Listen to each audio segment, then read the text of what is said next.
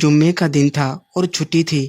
خالہ نے کہا آج رات کو وی سی آر رینٹ پر لے آؤ اور موویز بھی رات کو دیکھیں گے۔ میں ویڈیو سینٹر کی شاپ سے وی سی آر اور موویز لینے گیا۔ جب میں وہاں گیا تو دکان والا لڑکا غیر اخلاقی فلم دیکھ رہا تھا۔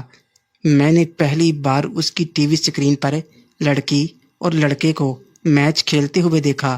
ان کو دیکھتے ہی چھوٹو پوری طرح سے تیار ہو گیا۔ میں ویڈیو شاپ سے وی سی آر اور موویز لے کر گھر آ گیا۔ رات کو فلمیں دیکھتے رہے اور اب میری آنکھوں میں وہی غیر اخلاقی فلم والا سین گھوم رہا تھا۔ میں سوچ رہا تھا کہ خالہ بغیر لباس کیسی ہوں گی۔ آج میرا فلم دیکھنے میں بھی دل نہیں لگ رہا تھا۔ بس آنکھ بچا کے خالہ کو دیکھتا رہا کہ خالہ قدرتی لباس میں کیسی نظر آئیں گی، اور تصور میں خالہ کو سوچتا رہا، اور ان سوچوں کے دوران میں پوری طرح سے تیار ہو گیا تھا۔ رات ساری میری سوچوں میں ہی گزر گئی۔ دن کو بھی سوچتا رہا کہ خالہ کیسی ہوں گی۔ ان کو بغیر لباس دیکھنے کی پلاننگ کرتا رہا، کہاں سے اور کیسے خالہ کو دیکھوں۔ میں انہی سوچوں میں گم بے قرار ہونے لگا کہ خالہ کو کیسے دیکھوں۔ کبھی کبھی میرے ذہن میں یہ بات بھی آتی کہ میں گناہ کر رہا ہوں۔ مجھے احساس تھا کہ خالہ کے بارے ایسا سوچنا بھی بہت بڑا گناہ ہے۔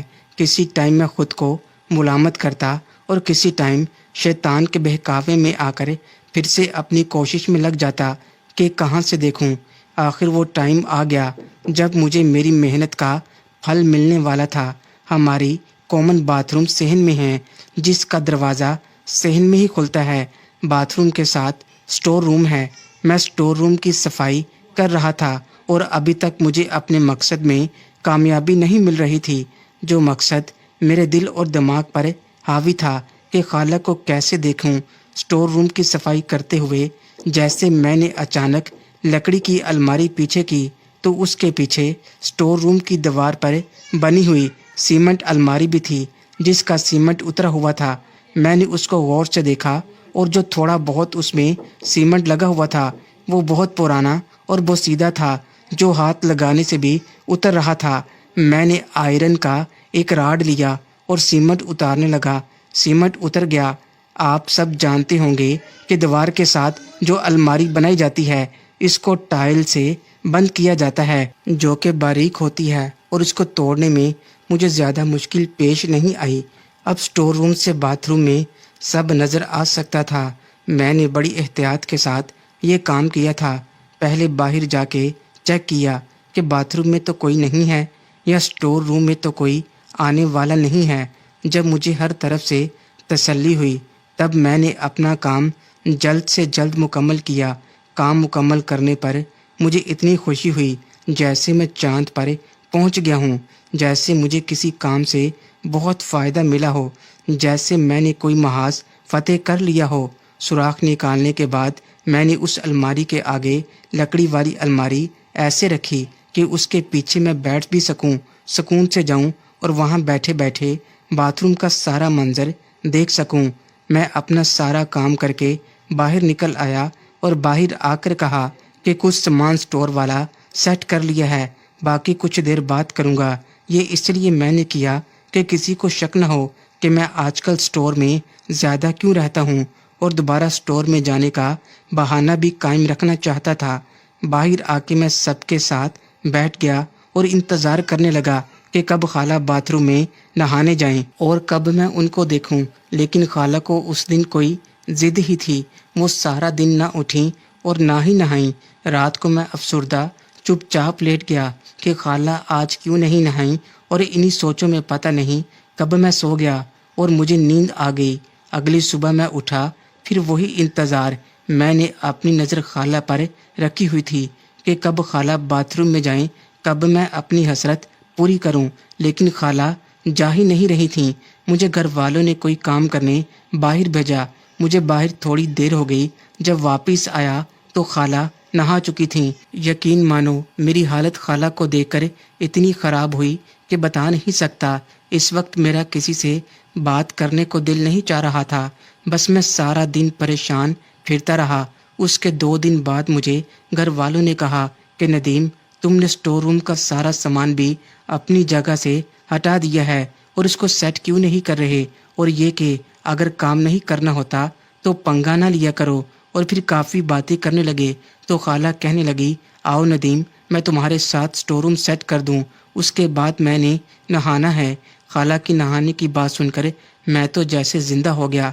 मैंने फौरन कहा, नहीं खाला, स्टोर रूम का कोई मसला नहीं, वो तो आज के बाद मेरी जिम्मेदारी है। देखना, आज के बाद स्टोर रूम की कोई भी चीज़ अपनी जगह से गायब नहीं होगी। स्टोर रूम जाने और मैं जानूं। ये बात कहकर आइंदा के लिए मैंने सबके जहन में ये बात डाल दी कि स्टोर रूम को सेट करूंगा। मेरी बात सुनकर सब बोले, देख लो, मर्द हो तो अपनी बात से पीछे न हटना। हम भी देखते हैं कितने दिन तुम करते हो इस गंद को साफ। मैं ये जिम्मेदारी अपने सर लेके खुश हो गया और खाला से कहा, हाँ आप जाओ नहाने। स्टोर रूम अब सिर्फ मेरी जिद है, मैं सबको दिखाऊंगा कि मैं क्या कर सकता हूँ। खाला से ये बात करके मैं स्टोर रूम में घुस गया और अपनी नज़र और दिमाग बाहर रखा कि खाला कब जाती है नहाने।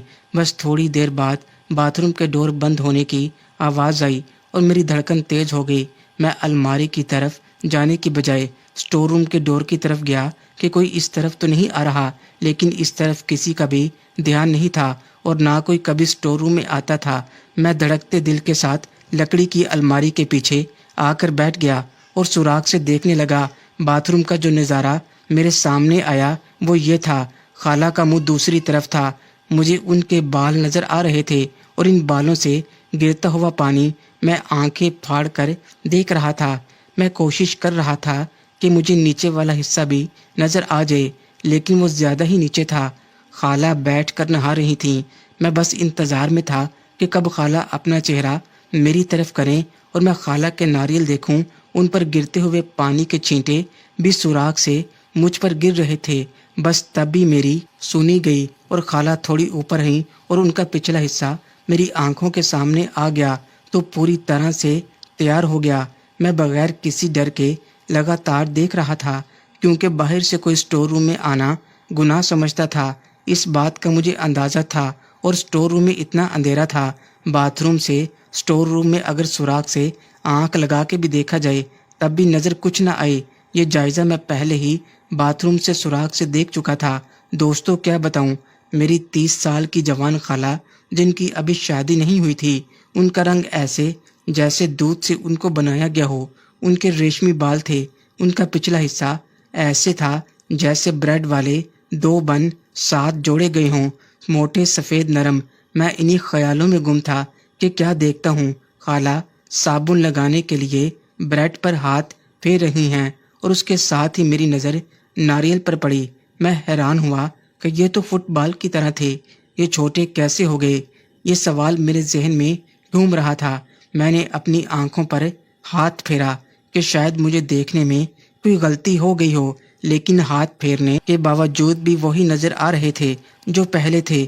जब मैंने कमरे में खाला के देखे थे तो उनके बड़े थे, लेकिन अब वो छोटे थे।